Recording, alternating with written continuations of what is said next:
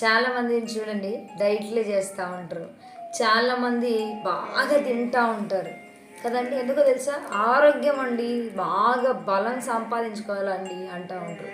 దేవుని మందిరంలో ఒకరోజు ఉపవాసం ఉండండి అంటే అస్సలు ఉండరు. ఎందుకో తెలుసా? అయ్యో! హెల్త్ స్పాయిల్ అయిపోతదక్క, హెల్త్ స్పాయిల్ అయిపోతదన్న, చాలా అసలు ఉండలేకపోతున్నామన్న, టైర్డ్ అయిపోతుందన్న అంటా ఉంటారు కదండీ! దేవుడు అంటాడు, చాలా తినేవాళ్ళంట గొంతుకంట నువ్వు తిండిపోతు అయిన యెడల ఈ గొంతుకు కత్తి పెట్టుకోవాలంట. ఇప్పుడు దేవుని బిడ్డలారా, బాగా తిని తిని తిని అది ఆయాసకరమే మన జీవితానికి. ఎందుకంటే దేవునికి ఉపయోగకరంగా ఉండము, సంఘానికి ఉపయోగకరంగా ఉండము. మన జీవితాన్ని మనం కడుపులు పెంచి పెంచి మనకే అది ఫ్యాట్ ఎక్కువ అవుతూ చాలా నష్టం అవుతూ ఉంటుంది కదండి. అందుకే కొన్నిసార్లు దైవజనుడు అంటాను, తినడానికి బ్రతకకూడదంట, బ్రతకడానికే తినాలంట.